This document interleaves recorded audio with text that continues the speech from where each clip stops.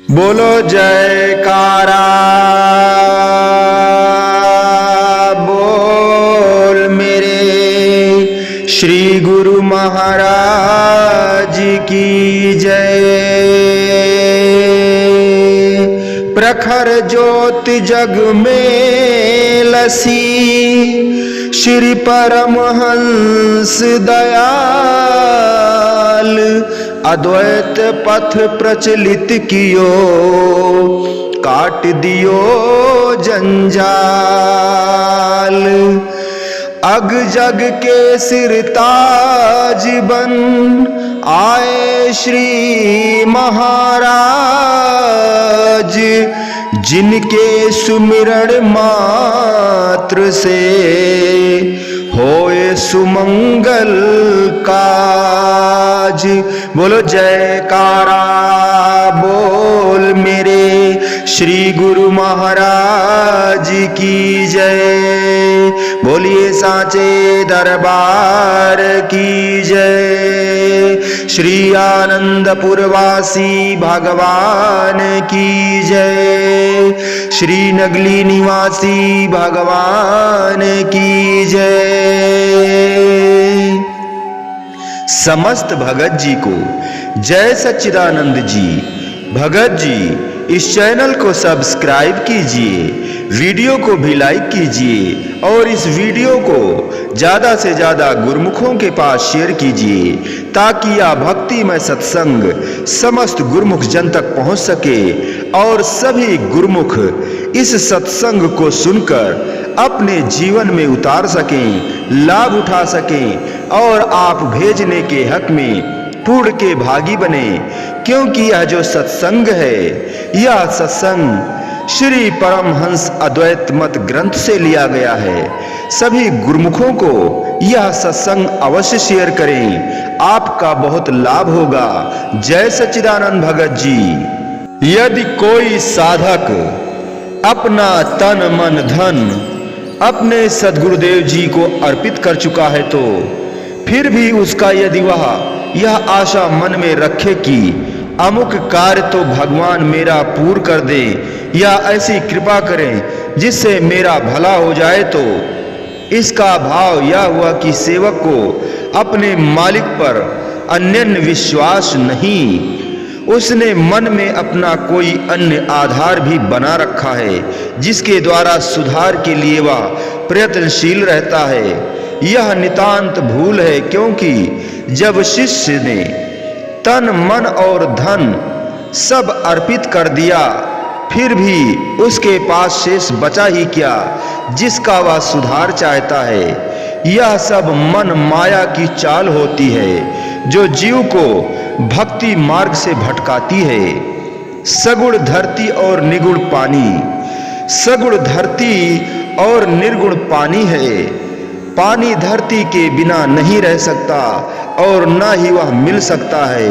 इस प्रकार सगुण का ध्यान करना मानो कुआं खोद कर पानी प्राप्त करना है।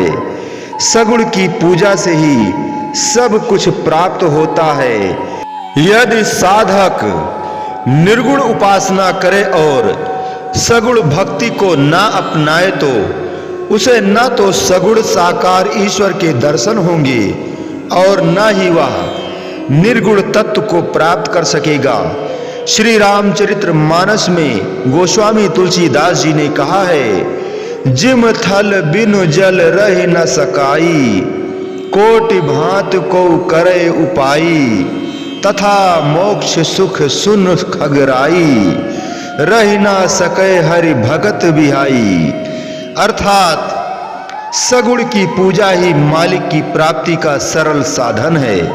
ऐसे समझो कि धरती सगुण है जिसका रंग रूप ठोस पदार्थ के रूप में देख सकते हैं, तथा आकाश निर्गुण निराकार तत्व है जिसका कोई रंग रूप दिखाई नहीं देता।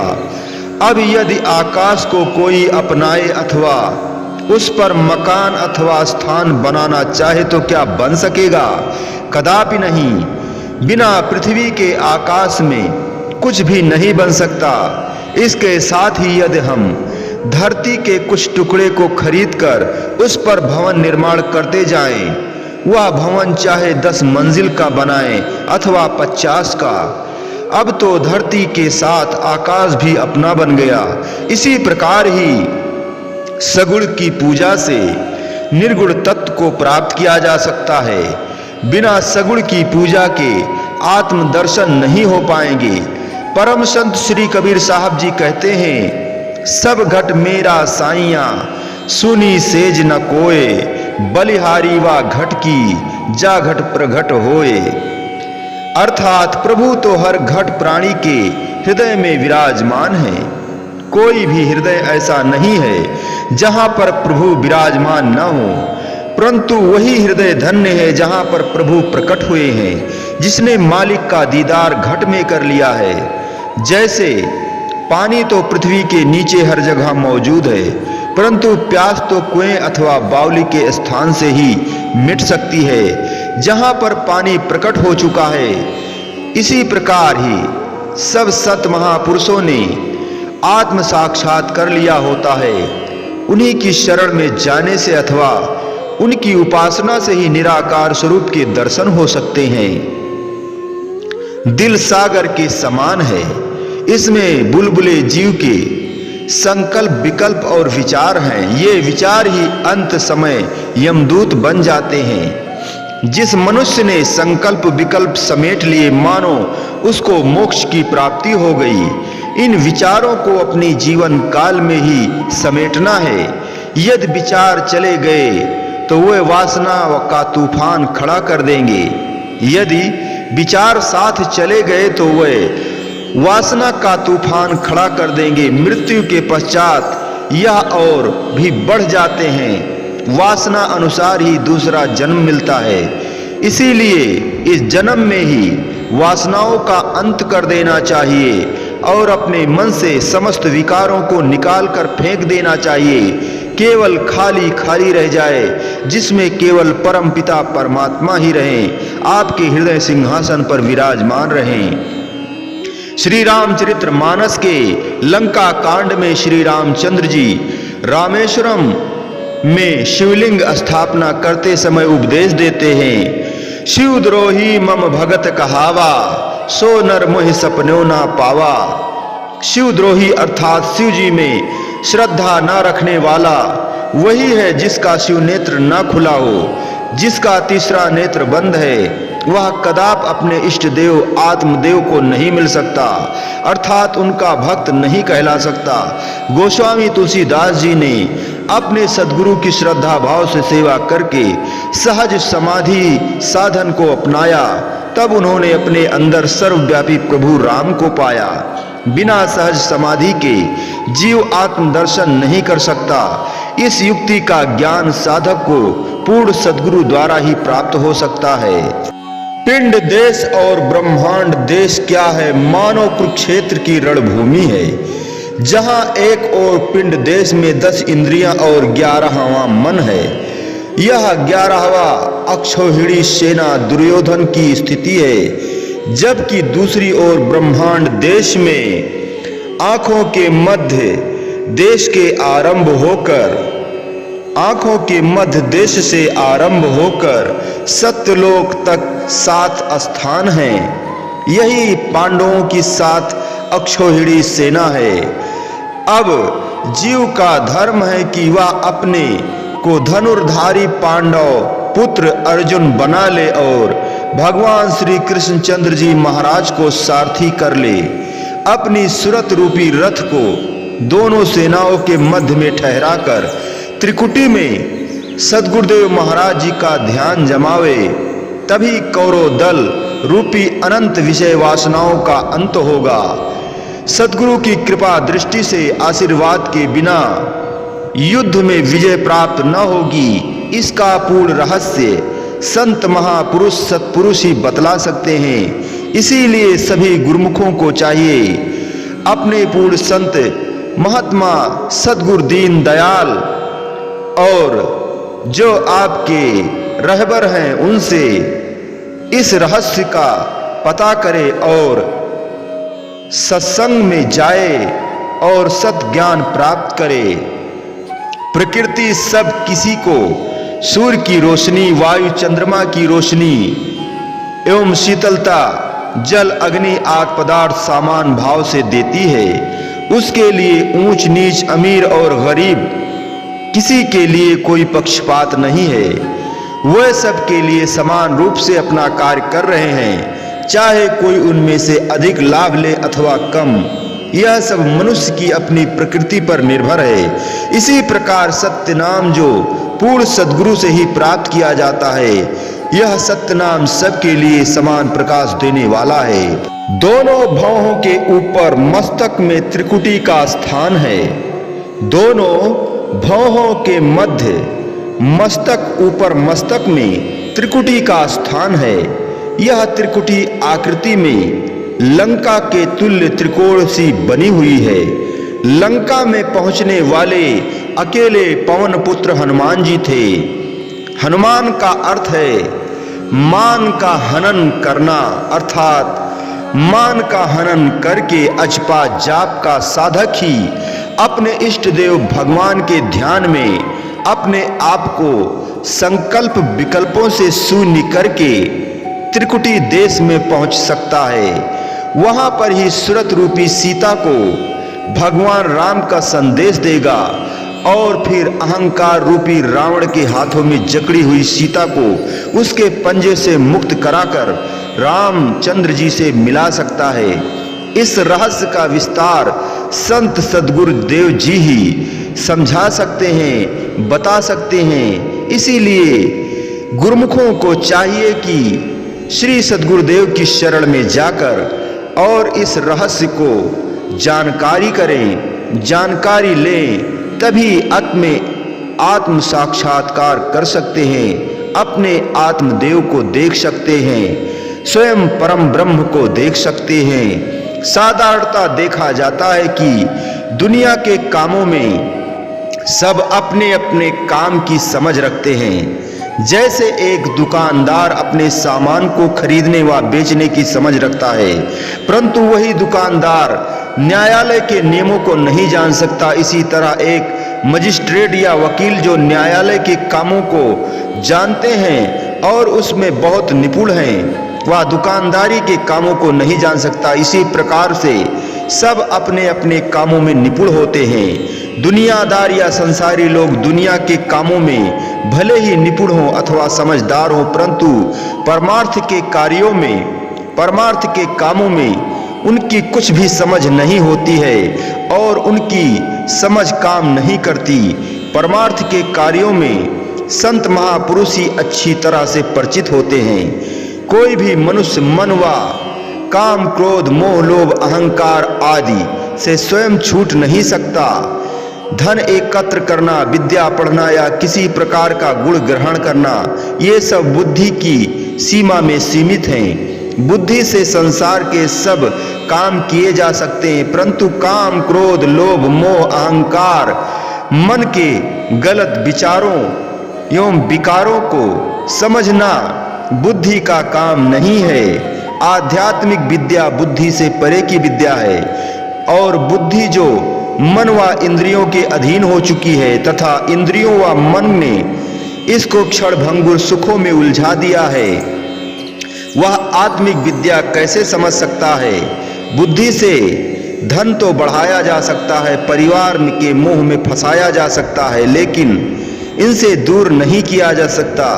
इस बात को समझना साधारण मनुष्य, साधारण इंसान, साधारण जीवों की बुद्धि से परे की बात है।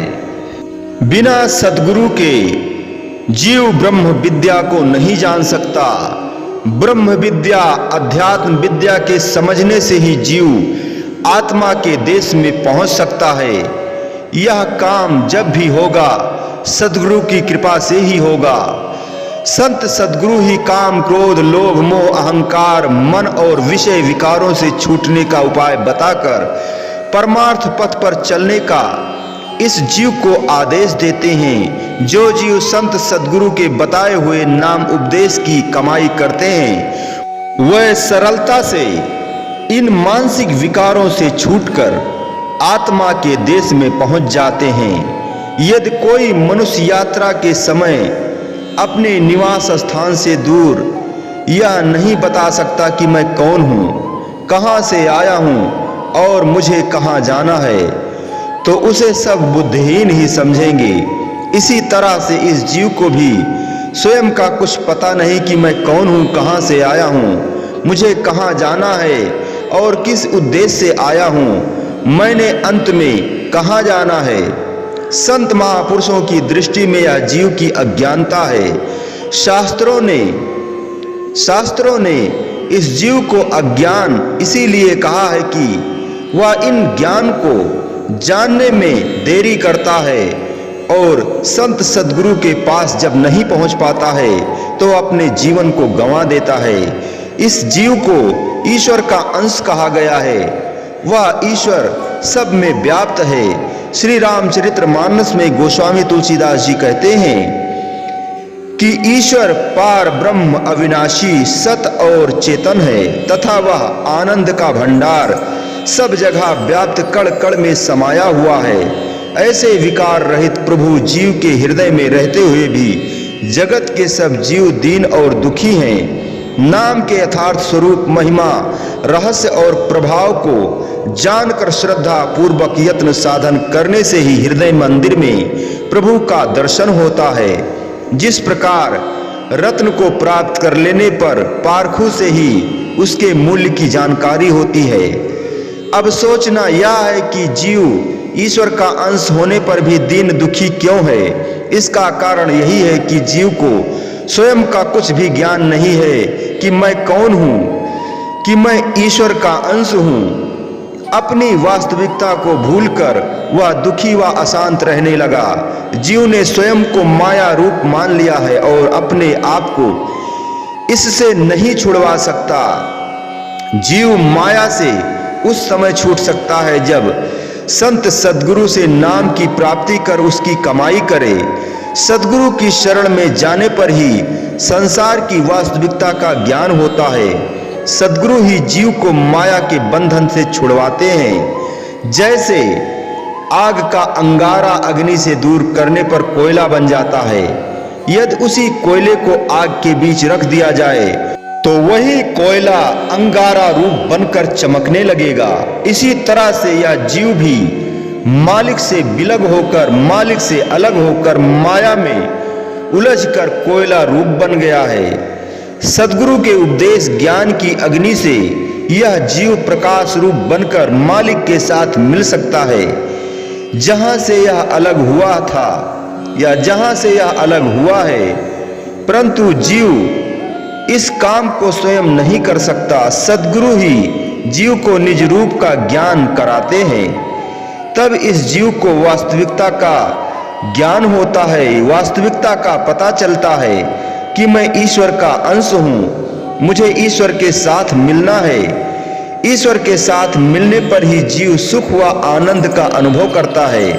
इसीलिए सद्गुरु से नाम उपदेश की प्राप्ति करके जीव को मालिक के साथ मिलने का प्रयत्न करना चाहिए। जीव को सद्गुरु द्वारा बताए हुए मार्ग पर चलने की अत्यंत आवश्यकता है। सत्संग की महिमा वेदों तथा शास्त्रों ने अत्यधिक बताई है, क्योंकि सत्संग से ही मनुष्य के विचारों में परिवर्तन होता है। इस मनुष्य को आदि व्याधि उपाधि 3 प्रकार के रोग लगे हुए हैं, जिससे जीव कई जन्मों से दुखी है। सत्संग के श्रवण मनन निस्दिन ध्यान से ही इसके मानसिक रोग दूर हो सकते हैं। सत्संग श्रवण कर हृदय में धारण करना, मनन करना उत्तम अवस्था है। यदि थोड़ा थोड़ा भी मन पर प्रभाव पड़ता रहे तो काफी लाभ प्राप्त हो सकता है। सत्संग को सत्पुरुषों ने इसीलिए ही अधिक महत्व दिया है कि इसके प्रभाव से वाल्मीकि जैसे भूले भटके मनुष्य ने भी ऋषि पद को प्राप्त कर लिया। सब शास्त्रों में सत्संग को उत्तम व श्रेष्ठ कहा गया है, परंतु आवश्यकता है मनन करने की। केवल सुनकर छोड़ देने से मन की चित्तवृत्तियां नहीं बदल सकती। सत्संग सुनने व अमल करने से ही अपने जीवन में ढालने से ही जीव के संस्कार अच्छे होते हैं, बनते हैं। वह संस्कार कभी व्यर्थ नहीं जाते। एक जन्म में संचित किए हुए संस्कार ही दूसरे जन्म में उच्च आदर्श तक पहुंचने में सहायता देते हैं। इस विषय में ध्रुव प्रहलाद के प्रमाण साक्षी हैं। बाल्य अवस्था में ही उनकी रुचि ईश्वर की ओर थी। ये संस्कार पूर्व जन्म में सत्संग सुनने व उनका मनन करने पर निर्भर है। शुभ संस्कार के एकत्र करने पर, शुभ संस्कारों के एकत्र करने का नाम ही क्रियामाण कर्म है। संत महापुरुषों ने प्रारब्ध व संचित कर्मों की अपेक्षा क्रियामाण कर्मों को श्रेष्ठ माना है। इन क्रियामाण कर्मों से मनुष्य अपनी जीवन धारा बदल सकता है। सत्संग का मनन करने से क्रियामाण कर्म एकत्रित होते हैं। जितनी सत्संग में अधिक रुचि होगी उतनी ही मन की वृत्तियां बदलती जाएंगी। सत्संग को महापुरुषों ने मन का दर्पण कहा है। मन में कौन से विचार भरे हुए हैं, मन की रुचि में कौन कौन से रस भोग हैं, ये सब कुछ सत्संग से ही जाना जा सकता है।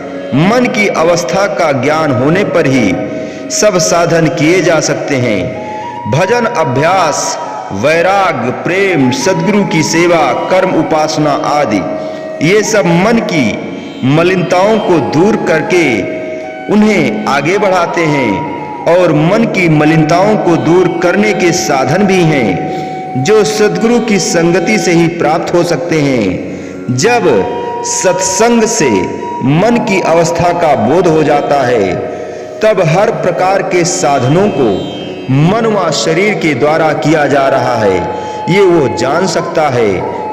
इसी से उसको पता चल सकता है। इसीलिए सत्संग सुनना व मनन करना अति आवश्यक है।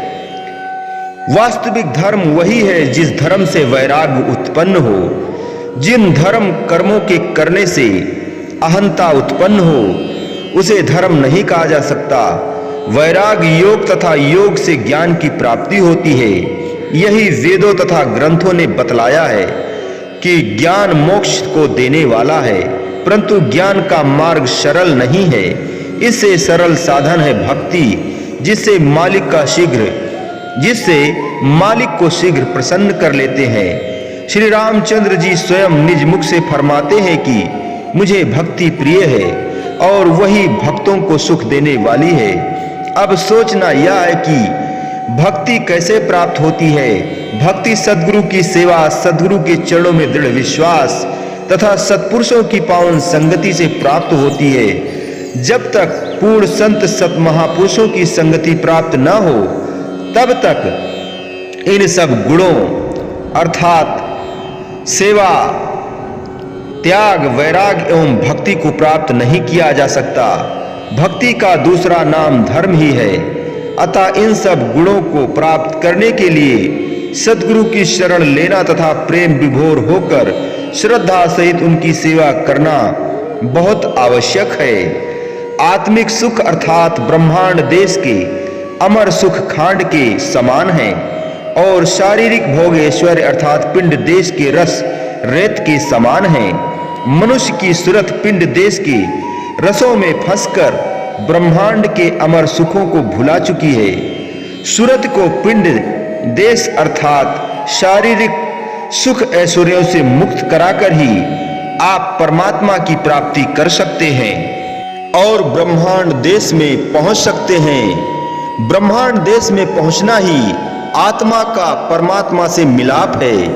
परम संत श्री कबीर साहब जी कहते हैं, जैसे चींटी ही चीनी और रेत को अलग कर सकती है, हाथी नहीं, ऐसे ही जब तक सूरत स्थूल बनकर शारीरिक सुख ऐश्वर्यों में फंसी रहेगी तब तक आवागमन से मुक्त नहीं हो सकता।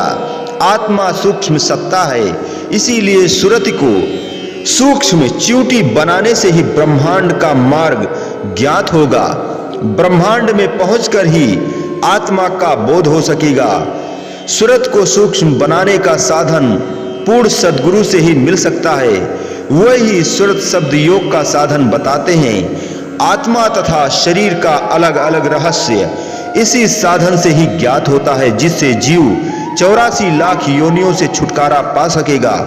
अतः यह आवश्यक है कि मानव जन्म को पाकर जीव संत महापुरुषों की संगति, उनकी चरण शरण ग्रहण कर आवागमन से छुटकारा पाने का प्रयत्न करे तथा सुरति को आत्मा से मिलाए। संत महापुरुषों के आचरणमय जीवन प्रभाव से, उनके मुख से फरमाए गए श्री प्रवचनों से मनन करने से हृदय पर गहरा प्रभाव पड़ता है। मन की समस्त मलिन चित्त वृत्तियां शुद्ध हो जाती हैं तथा मन प्रभु भक्ति के आनंदमय स्रोत से भक्ति रूपी अमृत का पान करने लगता है। अतः सब प्रेमी जन श्री सद्गुरुदेव महाराज जी के इन पावन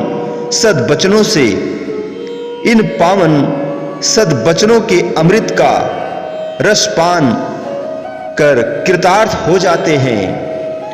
कोटिन कोटि वंदना दंडवत बारंबार, तृतीय रूप में प्रकट हुए श्री परमहंस अवतार।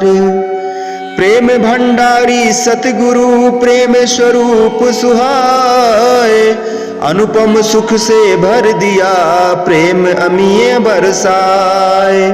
सेवा भक्ति नाम का खोल दिया भंडार, भरमर बने प्रेमी हृदय पाकर करुणागार। पुष्प वृष्टि करे देवगण दिव्य हुई झनकार, चौकुंठी योगान की गूंजी जय जयकार। तमसो मां ज्योतिर्गमय, अर्थात अंधकार से मुझे प्रकाश की ओर ले चलो। भारत के इस पावन उच्च सिद्धांत अनुसार प्रकृति सुव्यवस्था करती है। श्री परमहंस अद्वैत मत के संप्रदाय को सजीव रखने तथा आध्यात्मिक अमर ज्योति को युग युगांतरों तक स्थिर रखने के लिए समय ने करुण पुकार की तथा प्रकृति इस पुकार की प्रबंधक बनी। युग देश काल व परिस्थिति के अनुसार सर्वगुण संपन्न निष्काम कर्म योगी प्रेम के आगार संत स्वरूप में श्री सद्गुरुदेव महाराज जी श्री तीसरी पातशाही जी के दिव्य स्वरूप में अवतरित होने का प्रकृति ने संदेश दिया। जब जब भी विलक्षण विभूतियों का प्रादुर्भाव हुआ, उन्होंने देश काल परिस्थिति के अनुसार समय पर अपना रूप प्रकट किया तथा अद्भुत कार्य कर दिखाए। मेघ के समान परोपकार कर जन जन को मुदित किया। श्री 108 श्री स्वामी वैराग आनंद जी महाराज श्री तीसरी पातशाही जी भी उन्हीं विभूतियों में से एक थे। परमार्थ पथ के उन्नायक हृदय सम्राट महाराज धीराज प्रेम के ज्वाज्वलयमान भास्कर श्री तृतीय पातशाही जी स्वरूप में अवतरित हुए। आपने आर्त विकल दुखी जीवों पर ऐसी प्रेम वृष्टि की जिससे सर्वसाधारण जन भी कृतार्थ हो गए। आपकी प्रेम भक्ति अनूठे रूप में सबके सम्मुख आई। जिसने भी इस प्रेम सरोवर में डुबकी लगाई वह कृत्य हो गया। आपकी सुमंजुल सरस मनोहारी पावन लीलाओं का गुणानुवाद करने में लेखनी असमर्थ है, जिह्वा आसक्त है। शेष शारदा ग्रंथ श्रुतियां भी नेत नेत शब्द उच्चारण कर मौन हो जाती हैं। श्री परमहंस अवतार जी की उन्हीं पावन दिव्यतम ज्योति की लीलाओं का सूर्य की एक किरण, समुद्र की एक तरंग, सुरभित उद्यान की एक पुष्प मंजरी के रूप में यहाँ प्रस्तुत किया गया है, जिसका रसपान कर सब प्रेमी जन आनंद विभोर होकर जीवन सफल बनावें। सद्गुरु दीन दयाल श्री तृतीय पातशाही जी का अवतरण प्रकृति ने प्रत्येक दिशा में रंग छिटकाया। लहलहाते खेतों ने पक्की फसलों के रूप में समस्त वसुंधरा को स्वर्णिम ही स्वर्णिम कर दिया। अमराइयों पर कोकिला ने मीठे स्वर से राग आलापे। आज सूर्यदेव भी पूर्व दिशा के रथ पर छुप छुप कर अपनी अरुणिम आभा निरखा रहे हैं, क्योंकि वे किसी अज्ञात देश से प्रकट होने वाले दीप्यमान भास्कर के सम्मुख अपनी रश्मियों को क्षीण पाकर लज्जा रहे हैं। उषा वेला ने मुक्ताकड़ हरी हरी घास पर बिखेर कर मखमली गलीचे से उद्यानों को ढक दिया। सब ओर हर्ष ही हर्ष, उल्लास ही उल्लास छाया है और दसों दिशाओं में सुगंधित समीर सौरभ बरसा रहा है।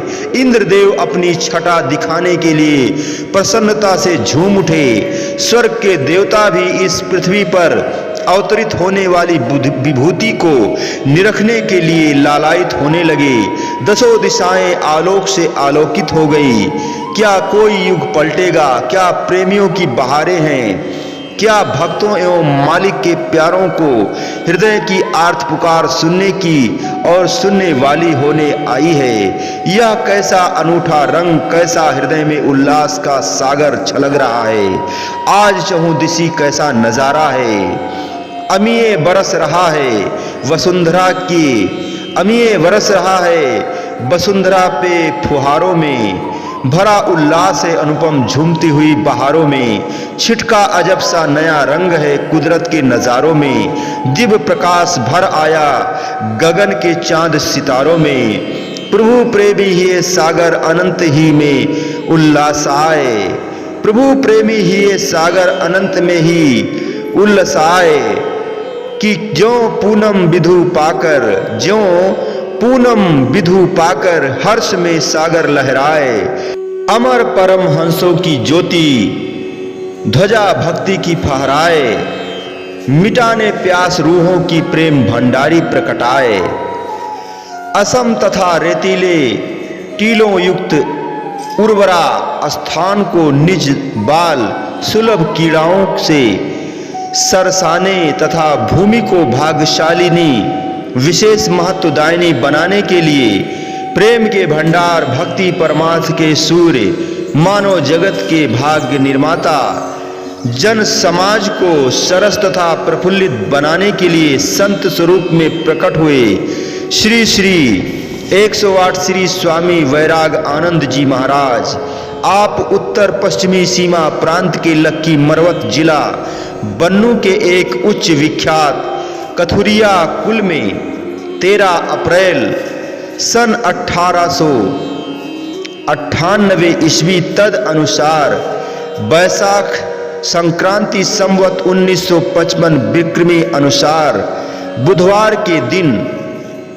बुधवार के शुभ दिन व शुभ मुहूर्त में अवतरित हुए। पूज्य श्री बेलाराम जी को आपके पिताजी कहलाने का सौभाग्य प्राप्त हुआ। माताजी ने आपको प्राप्त कर एक अलौकिक आनंद का अनुभव किया। यह अलौकिक ज्योति सारे विश्व में दिव्य आलोक भरने आई थी, न कि केवल किसी का एक विशेष परिवार के लिए यह ज्योति प्रकट हुई।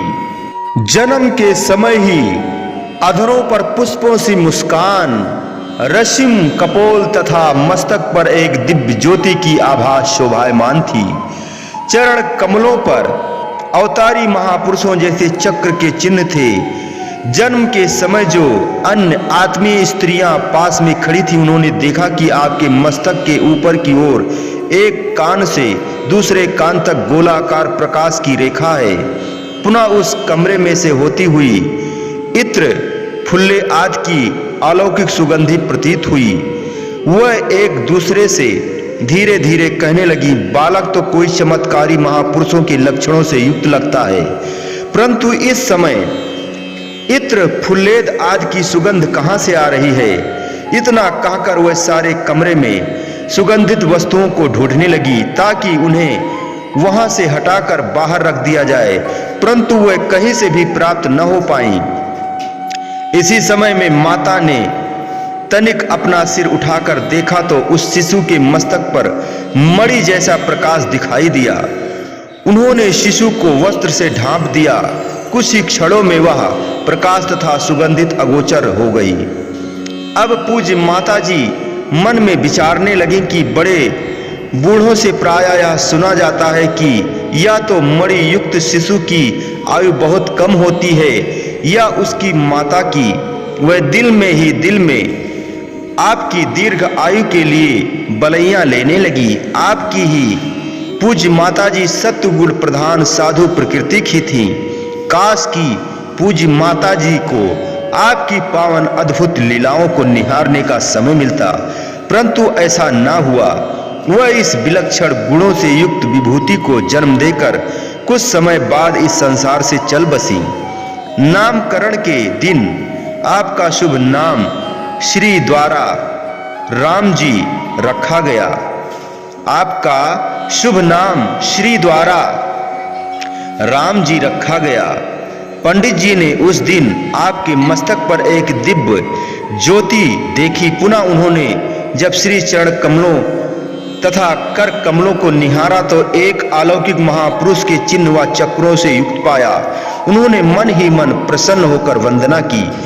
केवल इतने ही शब्द मुंह से उच्चरित कर मौन हो गए कि यह तो कोई विलक्षण बालक ही दिखाई देता है।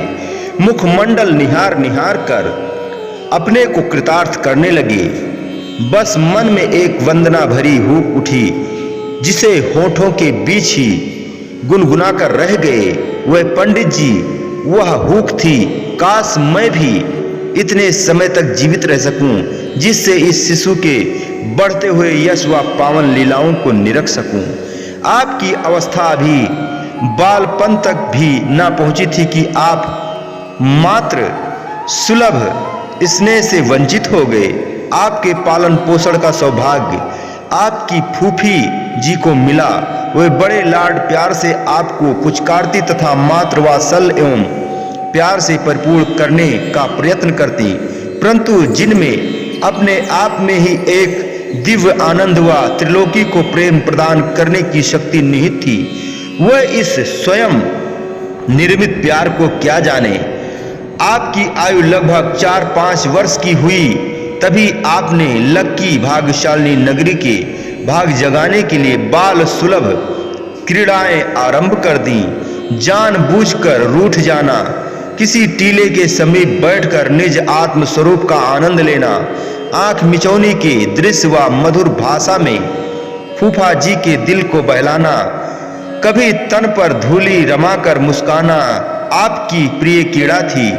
फूफी जी आपको कहती, बेटा इतने उच्च तथा धन धान संपन्न कुल में जन्म लेकर धूली में लौटना अच्छा नहीं। आप बड़े गर्व से उत्तर देते कि फकीरी में तो जीवन का रस भरा हुआ है। आपके इन वचनों को सुनकर फूफी जी बहुत उदास होती और सोचने लगती कि क्या इस बच्चे का भविष्य ऐसा ही होगा। पंडित जी ने तो अनुपम गुण संपन्न कहा था, परंतु यह तो फकीर बनना चाहता है। एक दिन आप रेतीले टीले के समीप खेल रहे थे। फूफी जी ने आपको ढूंढते हुए वहां पर जा पहुंची। क्या देखती है कि आप एक ऊंचे टीले पर चढ़कर सब बच्चों को एकत्रित कर स्वयं सम्राट बनकर मंत्री, उपमंत्री तथा अन्य पदों पर बच्चों को नियुक्त कर हर एक को अपना अपना कार्य करने की आज्ञा प्रदान कर रहे हैं। चुपके से पहले तो सब कीड़ा फूफी जी छुपकर देखती रही, पुनः सामने आकर कहने लगी, चलो घर, इधर सब बच्चों को क्यों ले आए। कभी फकीरी का आनंद लेते हो तो कभी सम्राट बन जाते हो। हाँ, यही सम्राट बनना ही आपके साथ शोभा देता है। अपने सहज स्वभाव से फरमाया, आपने सहज स्वभाव से फरमाया कि ना केवल सम्राट बनना ही अच्छा है, ना बिल्कुल फकीरी में। हमें तो शहंशाही फकीरी से काम है। कितने रहस्य भरे मधुर वचन कहे थे, कितने रहस्य भरे मधुर वचन थे ये। शहंशाही फकीरी जिसे भविष्य में केवल कथन मात्र ही न रहकर कार्य रूप में परिणित किया, और साथ में ही श्रीमद् भागवत गीता में भगवान श्री कृष्णचंद्र जी महाराज के उपदेशानुसार राजयोग का उद्घाटन कर दिया। राजयोग का उद्घाटन कर दिया। नन्ही कपोलों में जो रस होता है वही फूलों और फलों में अमृत का काम करता है। बाल्यकाल की झांकियां ही किसी असाधारण भविष्य की ओर संकेत किया करती हैं। कभी कभी आप रात्रि के समय घर से भागकर टीलों की ओर जाने का प्रयत्न करते। फूफी जी व पिताजी आपको बलपूर्वक पकड़कर कहते कि इस समय कौन सा खेल शेष बचा है जो पूरा नहीं हुआ। आप कुछ समय तक मौन रहते, फिर उत्तर देते कि अमुक टीले के समीप में सुबह कुछ भूल आया हूं, उसे लेने के लिए जाना है। इस प्रकार कई बार आपको रात्रि के समय बाहर जाने से रोक लिया जाता। आपकी आयु लगभग 6-7 की वर्ष की हुई होगी जब आप बार बार घर से भागने का प्रयत्न करते और आपको हर बार रोक लिया जाता।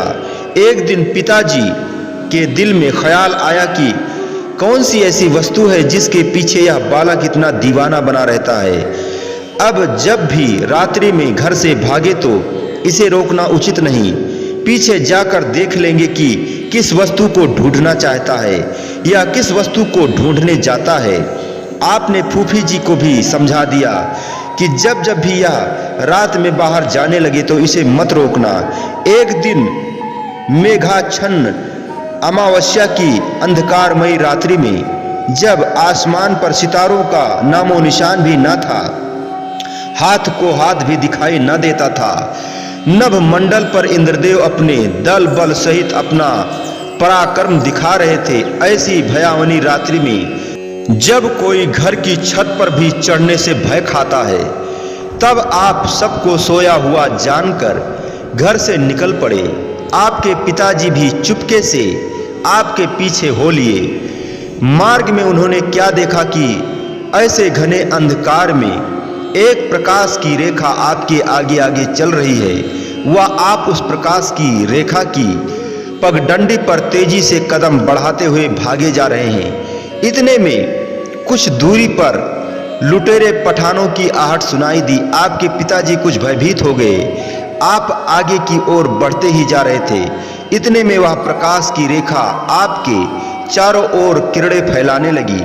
आपके पिताजी आपको पकड़ने की चेष्टा करते, परंतु प्रकाश में चलते हुए आप उनके साथ न आते। इसी समय वह पठान भी निकट आ पहुंचे। अब तो पिताजी की व्याकुलता का ठिकाना न रहा। इस प्रकाश की किरणों का विस्तार आरंभ हो गया। चारों ओर 5 फुट की दूरी तक किरणों ने डेरा डाल दिया। लुटेरे पठान आपके समीप पहुंचने का प्रयत्न करते, परंतु उस घेरे के अंदर न आ पाते। उन्होंने दूर से इस रोशनी को देखकर यह समझा था कि यहाँ कोई मणि चमक रही है। समीप आकर कुछ और ही कौतुक देखा। उनके कदम लड़खड़ा गए और वह घने अंधकार में कहीं छिप गए और वह घने अंधकार में कहीं पीछे ही रह गए। आपके पिताजी उस दिव्य ज्योति के प्रकाश में खींचे खींचे एक रेतीले टिब्बे के समीप जा पहुंचे। आप वहां जाकर नयन मूंद कर बैठ गए। आपके मस्तक पर एक दिव्य ज्योति की आभा जगमगा रही थी। आपके पिताजी का हृदय भय से घबरा रहा था। उन्होंने विवशता पूर्वक आपको उठाया और कहा, बेटा, जब चांद निकले तो चांदनी रात में अपनी वस्तु ढूंढने आया करो। अंधकार में किसी वस्तु का ढूंढना कठिन हो जाता है। आपने मुस्कुराकर उत्तर दिया कि चांद तो निकला हुआ है, क्या आप अंधकार में यहाँ तक पहुँचे हैं? देखो चांदनी है या नहीं।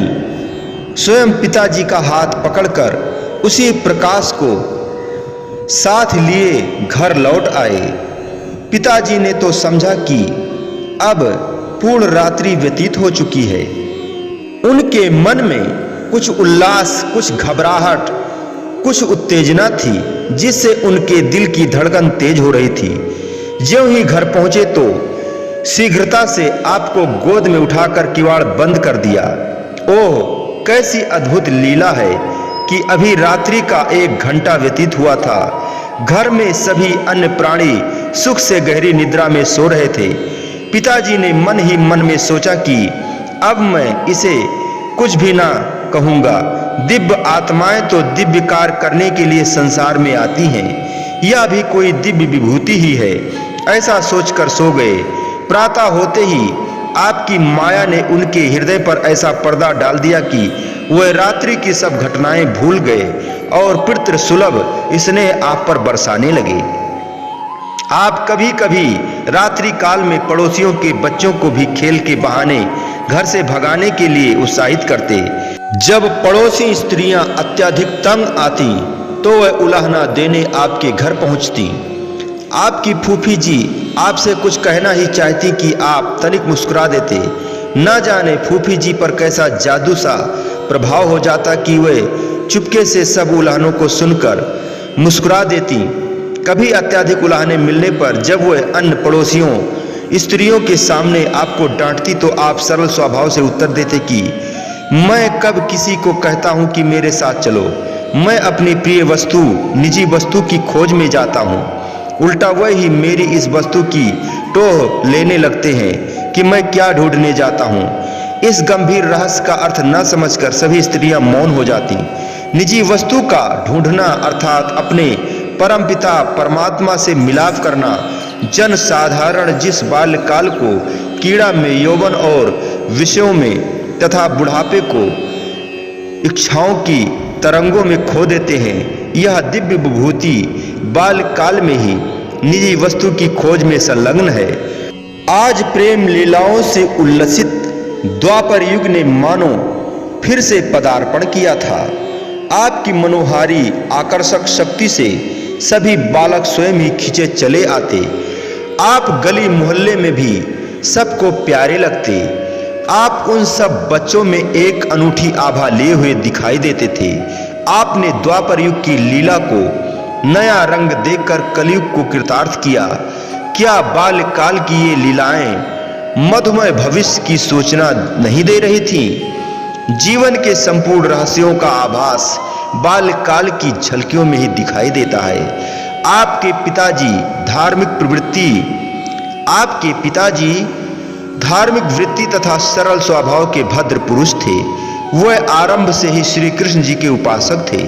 साथ साथ गुरुवाणी के पाठ में भी उनकी अपार श्रद्धा थी। आषाढ़ीवार की एक पोथी वह सदा अपने पास रखते थे। जहां भी कहीं जाते यह पोथी उनकी जेब में रखी रहती थी, जिसका वह नियम पूर्वक नित्य प्रत पाठ करते थे। वह सदा आपको रात्रि के समय धार्मिक कथाएं ही सुनाया करते थे। उनके इस सरल जीवन का प्रभाव भी आप पर पड़ा। आप भी धार्मिक पुस्तकों के धार्मिक विचारों को ध्यान पूर्वक सुना करते थे। आपके पिताजी ने आपको लगभग 5-6 वर्ष की आयु में लक्की मरवत की माध्यमिक पाठशाला में शिक्षा के लिए भेजा। आपकी प्रकृति अल्प आयु से ही संसार एवं सांसारिक जंजाल से तटस्थ रहने की थी। फिर भी आत्मिक उन्नति साथ साथ शारीरिक एवं अलौकिक उन्नति को आप महत्व प्रदान करते थे। इसीलिए आपने अधिक आनाकानी न करते हुए इस शिक्षा को सन 1911 ईस्वी तक उर्दू तथा फारसी भाषा में ग्रहण किया। इसके साथ हिंदी व पंजाबी की भाषा को पंडित धनीराम जी से ज्ञान प्राप्त किया। आपकी अत्यधिक रुचि संत महापुरुषों के सत्संग तथा सेवा की ओर थी। यह तत्व गुण प्रधान स्वभाव था तथा ऐसी धार्मिक प्रवृत्तियां बचपन से ही आपके अवतारी महापुरुष होने का प्रमाण थी। इतनी छोटी आयु में श्रद्धा तथा भक्ति की भावनाओं को देखकर आपके पड़ोस में रहने वाले विद्वान पंडित धनीराम जी ने आपको सनातन ग्रंथों का स्वाध्याय करने, नित्य कर्म पाठ और गायत्री सुमिरन की ओर प्रेरित किया। आप उनकी बात मानकर पहले से ही अधिक श्रद्धा से ये सब करने लगे। आपके इस नित्य कर्म और पाठ आदि से मानसिक संतुष्टि न होती थी। आप प्रायः सोचा करते थे कि सच्चा उपदेश तथा भजन तो कुछ और ही है, जिससे मन को शांति तथा आत्मिक सुख प्राप्त होता है। फिर भी आपकी तुलसीकृत रामायण पढ़ने में अत्यधिक रुचि थी। जहां भी श्री रामायण के पाठ के विषय में सुनते, नींद आराम भोजन की सुधि भुलाकर वहां पहुंच जाते। वहां पहुंचकर बड़े ध्यान से श्रद्धा पूर्वक प्रेम सहित श्री रामायण के पाठ का रसपान करते तथा आनंद मग्न हो जाते। आपकी ऐसी उच्च भावनाओं को देखकर विद्वान पंडित जी के हृदय में आपके लिए असीम आदर व भाव जाग गया और पंडित जी को बहुधा यह कहते हुए सुना गया कि आप किसी उच्च उद्देश्य को लेकर प्रकट हुए हैं। आप कोई साधारण व्यक्ति नहीं अपितु कोई चमत्कारी विभूति हैं। आपने उन आदर्शों को स्थापित किया जिन पर चलकर सर्वसाधारण भी अपना कल्याण कर सके। एक अलौकिक शक्ति संपन्न होते हुए भी आपने उन आदर्शों को अपनाया जो जन साधारण के लिए मार्ग बन सके। श्री सद्गुरुदेव महाराज जी श्री दूसरी पातशाही जी से भेंट।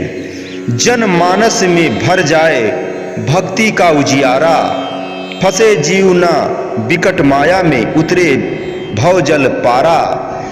युग युगों तक बहे धारा, युगों युगों तक बहे धरा पर अमर सत्य की धारा। बंधन मुक्त कराने को प्रकटे सरगुण अवतारा। युग युगों से चलता आता गुरु शिष्य का नाता। कृपा करें अधिकारी शिष्य पर पूर्ण सद्गुरु दाता। सद्गुरु स्वयं आत्म प्रकाशी पूर्ण तत्व ज्ञाता। पूर्ण शिष्य निज रूप बनावे गुण संपन्न सुजाता। ये वही दिन थे जबकि श्री परमहंस दयाल जी श्री पहली पातशाही जी की आज्ञा अनुसार श्री सद्गुरुदेव महाराज जी श्री दूसरी पातशाही जी साधु वेश में लक्की मरवत में सत्संग प्रचार के लिए पधारे। भक्त साहिब राम जी ने आप श्री सद्गुरुदेव महाराज जी श्री तीसरी पातशाही जी को कहा कि आज रात को हमारे घर सत्संग होगा। आप भी प्रसन्नता पूर्वक रात्रि समय भगत जी के घर पहुंचे। महान आत्माओं का परस्पर पुराना संबंध हुआ करता है। श्री सद्गुरुदेव महाराज जी श्री दूसरी पातशाही जी उस समय सत्संग कर रहे थे जबकि आप भक्त साहिब राम जी के घर गए। श्री सद्गुरुदेव महाराज जी ने दिव्य दृष्टि से परमार्थिक कार्य करने वाले शिष्य को पहचान लिया। आपने भी आंतरिक आनंद के दाता पूर्ण सद्गुरु को प्राप्त कर लिया। यही वांछित संयोग नियत ने बना दिया। श्री सद्गुरुदेव महाराज जी ने परमार्थिक कार्य करने वाले बहुमूल रत्न को पाकर हार्दिक स्नेह प्रदर्शित किया। इधर आपने भी अपने सच्चे सद्गुरु से मिलकर उनके श्री चरणों में अगाध प्रेम का संबंध जोड़कर अपनी चिरकाल की प्यासी आत्मा को तृप्त किया। पुरातन रीत के अनुसार आपने अन्य शिष्य बनकर श्री सद्गुरुदेव महाराज जी से रूहानी धन नाम का उपदेश प्राप्त किया।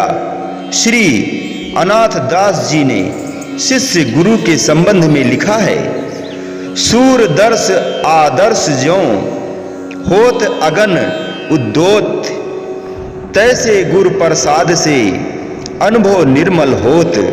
तैसे गुरु प्रसाद से अनुभव निर्मल होत।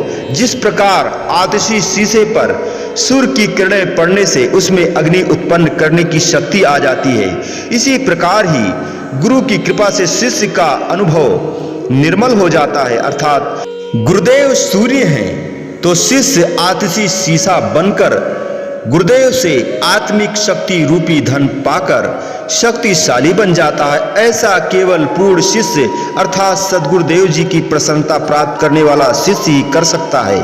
इसी प्रकार आपने श्री सद्गुरुदेव महाराज जी की सेवा में सर्वस्व समर्पण कर आत्मिक धन प्राप्त किया। अब आप अधिकतर समय श्री सद्गुरुदेव महाराज जी की सेवा संगति में व्यतीत करने लगे।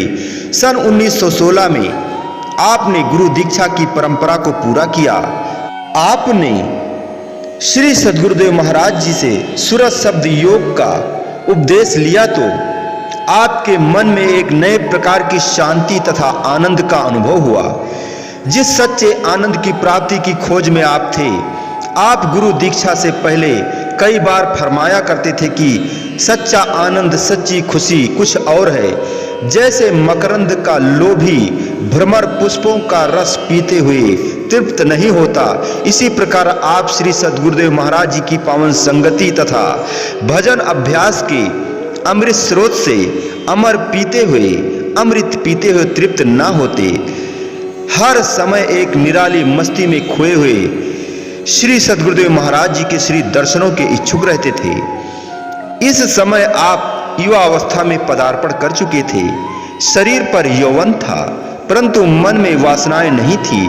शरीर सुंदर सुडौल कांतिमय था, किंतु संसार के सुख ऐश्वर्यों की ओर से मन उपराम था। सांसारिक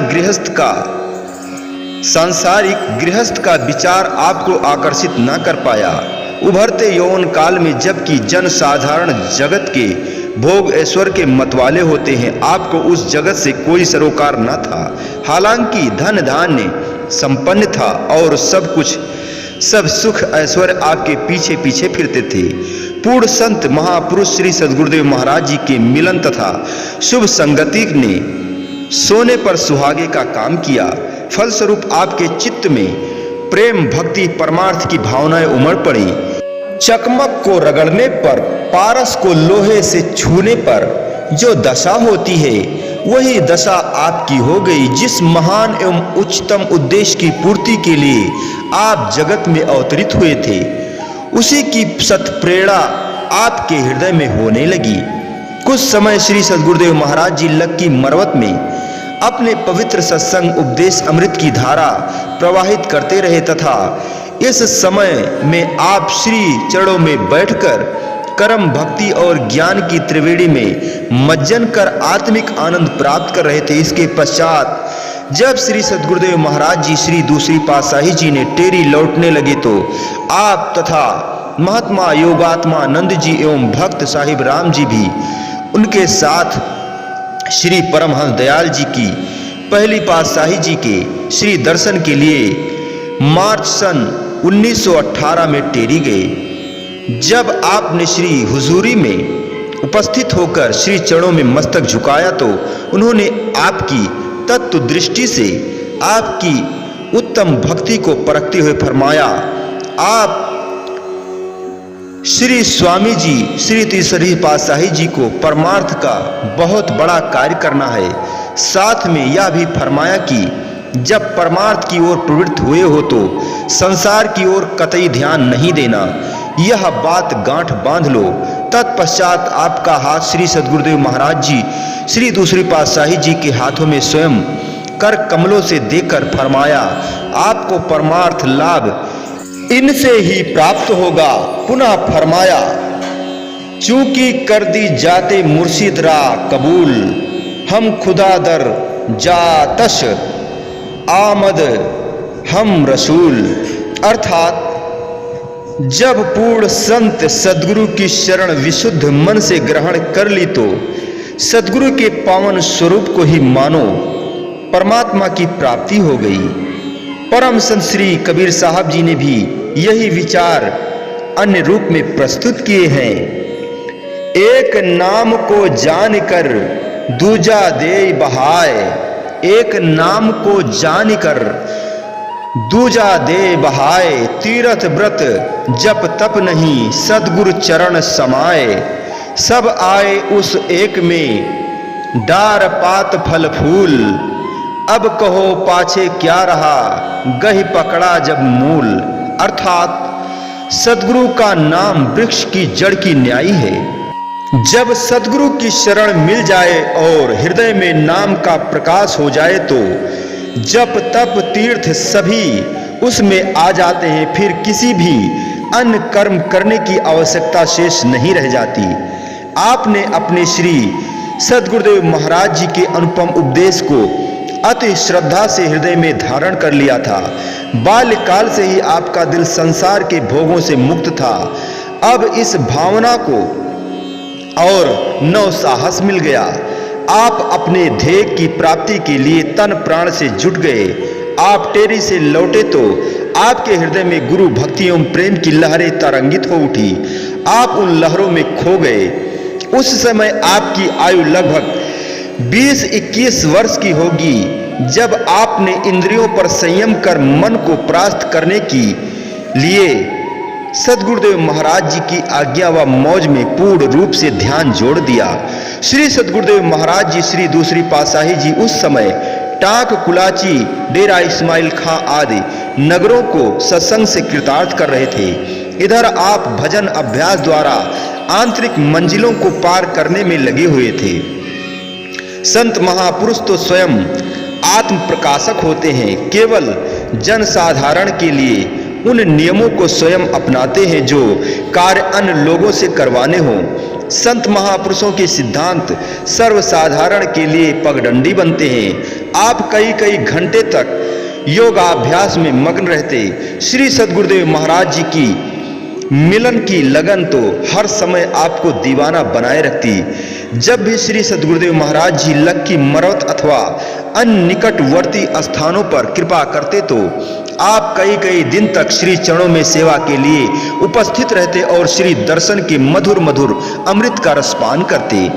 आपके पूज्य पिताजी भक्ति भाव तथा कर्म धर्म के विचारों को तो पहले से ही रखते थे। अब आप उनको बहुधा गुरु भक्ति के विषय में उपदेश करते। आपकी सत्प्रेरणा का प्रभाव शीघ्र पूज्य पिताजी पर पड़ा। आपने अपने पिताजी को भी श्री सद्गुरुदेव महाराज जी के श्री दर्शन कराए और उन्हें भी सद्गुरु उपदेश से दीक्षित कराया।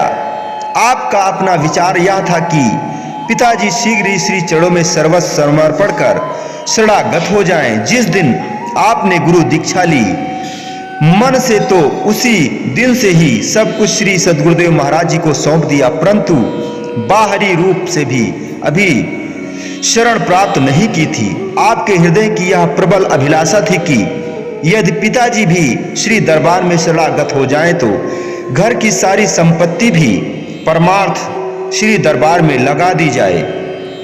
अतः आप अपने पिताजी से बहुधा कहा करते कि पिताजी आप वृद्धावस्था में पदार्पण कर चुके हैं, अतएव अच्छा हो यदि आप सांसारिक जंजाल को त्याग कर जीवन के अंतिम दिनों में संन्यास धारण कर लें तथा भजन भक्ति में मन लगावें। इस प्रकार की शुभ प्रेरणा आप बार बार अपने पिताजी को दिया करते थे। इससे सिद्ध होता है कि आप संभवतः संसारी बंधनों से मुक्त रहना चाहते थे। आपकी शुभ प्रेरणा का प्रभाव आपके पूज्य पिताजी के मन पर पूर्ण रूप से पड़ा।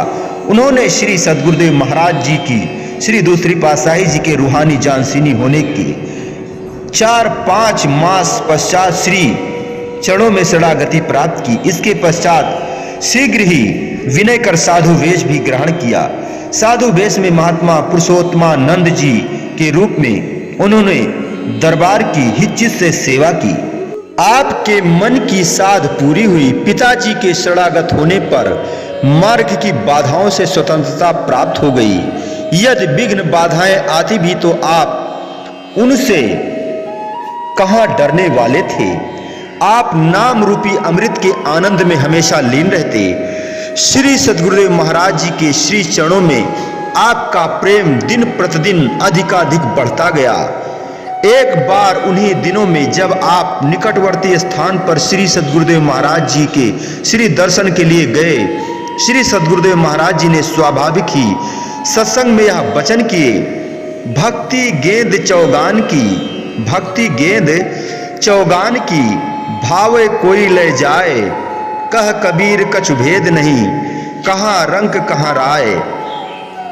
अर्थात संसार के मैदान में ईश्वर ने भक्ति की गेंद उछाल दी है। जैसे खिलाड़ी गेंद के साथ खेलते हैं, उनमें निपुण खिलाड़ी ही चौगान की गेंद को पकड़ सकता है, साधारण नहीं।